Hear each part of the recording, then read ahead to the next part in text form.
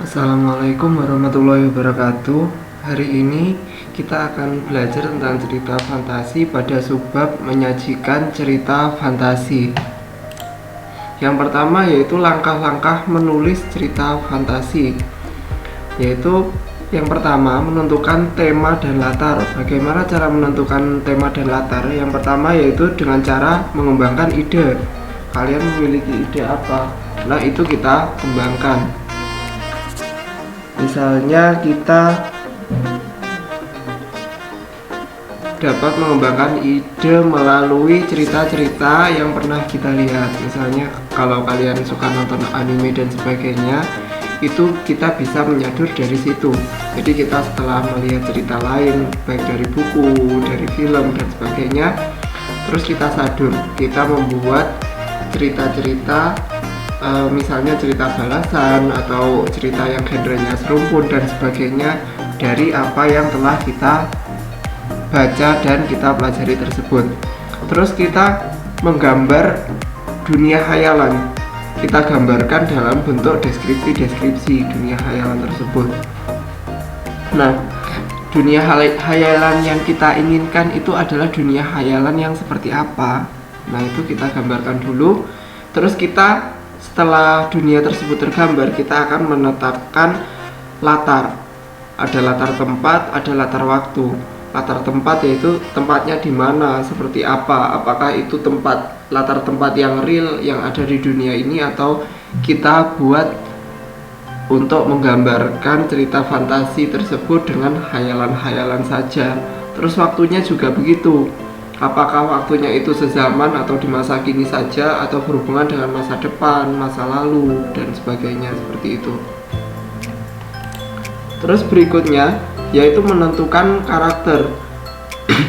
Bagaimana cara kita menentukan karakter? Yaitu kita dapat menciptakan tokoh unik atau makhluk bukan manusia. Tokoh unik yaitu tokoh yang misalnya mempunyai kekuatan khusus, kepribadian khusus, terus hal-hal yang unik atau istimewa yang tidak dimiliki oleh tokoh lain.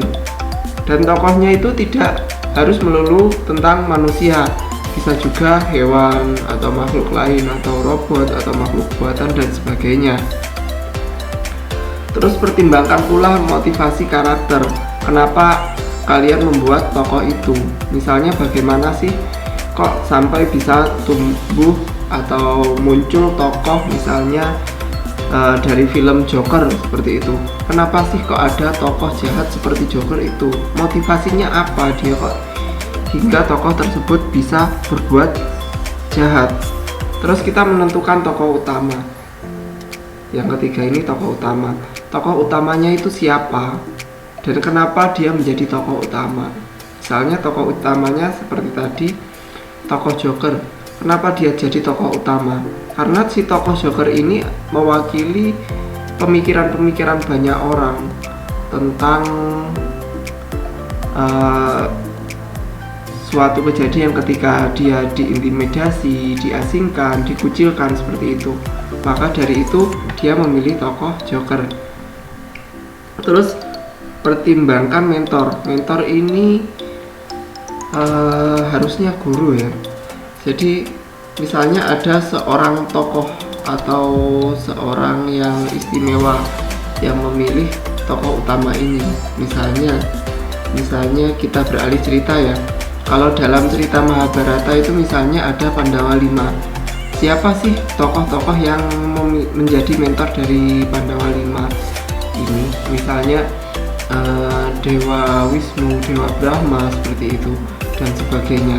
Nah, itu adalah tokoh-tokoh mentor, tokoh-tokoh yang bisa menjadi guru, yang menjadi panutan, yang bisa menjadi pemberi arahan kepada tokoh utama seperti itu.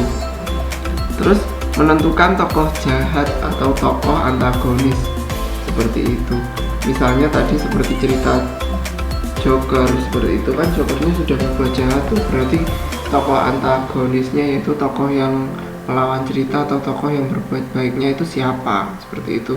Tokoh yang akan menangkap si Joker itu siapa, seperti itu. Terus apabila tokoh utamanya misalnya Batman nih, Batman-nya kan tokoh baik. Nah, kamu membuat tokoh jahatnya. Siapa sih yang selalu menghalangi si Batman ini untuk menegakkan keadilan, misalnya seperti itu? Itu adalah tokoh jahat atau tokoh antagonisnya. Terus tahapan yang terakhir yaitu menuliskan cerita. Jadi yang pertama membuat garis besar cerita. Nah, paling mudah ini menggambarkan dengan mind mapping atau diagram-diagram seperti itu. Nah, yang pertama cerita utamanya itu agar lebih mudah seperti struktur saja. Orientasi, jadi kita kenalkan tokoh dulu, tokohnya bagaimana, dari yang kita gambarkan tadi itu bagaimana. Terus kemudian kita memunculkan konflik-konflik masalahnya. Ini mulai memperkenalkan masalah. Nah, ini masalahnya apa saja, kapan masalah tersebut memuncak, kapan masalah tersebut terselesaikan. Terus mengembangkan kisah tokoh utama.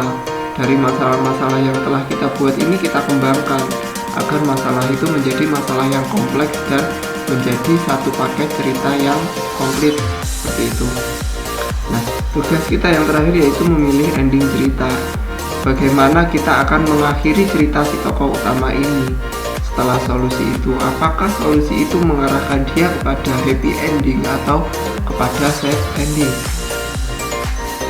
Penyelesaian masalah itu tidak selalu selesai dengan akhir yang baik, bisa juga masalah berakhir dengan tragis seperti itu.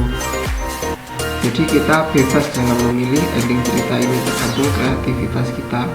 Bagaimana kita akan mengolah perasaan dari pembaca apabila dalam permasalahan itu, misalnya ya, pembaca sudah merasa sangat terharu, merasa sedih, itu kita akan mengakhirinya bagaimana? Apakah kita akan mengakhiri kesedihan itu dengan senyuman, atau kita akan membuat kejadian sedih itu tadi menjadi semakin tragis agar cerita tersebut dapat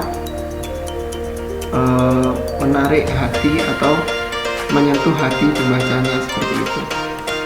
Nah, itu tadi 3 langkah menceritakan atau menulis cerita fantasi.